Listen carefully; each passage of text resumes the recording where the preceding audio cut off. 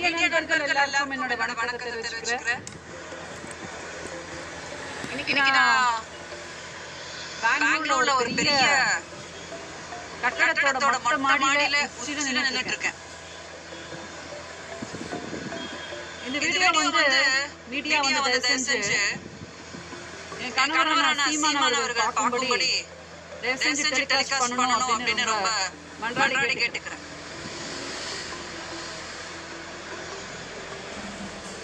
இப்ப சீமான் மாமா நான் ரொம்ப கஷ்டப்பட்டு இருக்கேன் பெங்களூர்ல.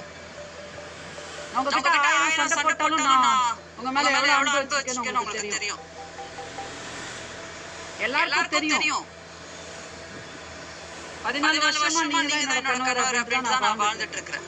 உங்ககிட்ட நான் சொன்னேன் என்னோட கடைசி மூச்சு வரைக்கும் நான் நீங்க தான் என் கணவர் அப்படின்னு வாழணும் அப்படின்னு சொல்லிட்டு.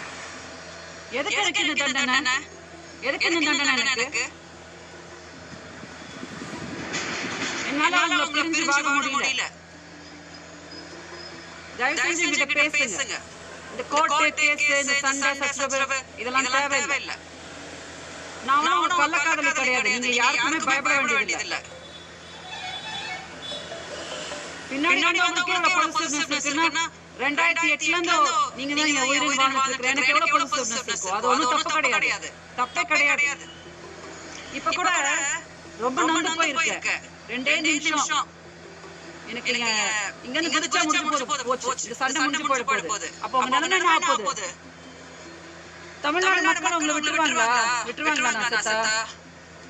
என்ன ஆக போகுது உங்க நிலைமை? நான் தினம் சொல்லிட்டு இருக்கும்போது நீங்க அப்படியே செவிடா இருக்கீங்களே. யாரை கண்டிக்கிறீங்க மாமா? யாரை கண்டிக்கிறீங்க?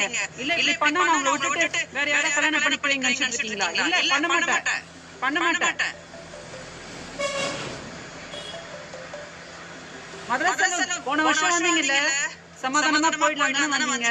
நானும் உங்களுக்கு எல்லாம் சமாதானமா பண்ணதானே, அன்பா இருந்ததானே, எல்லாம் பண்ணதானே.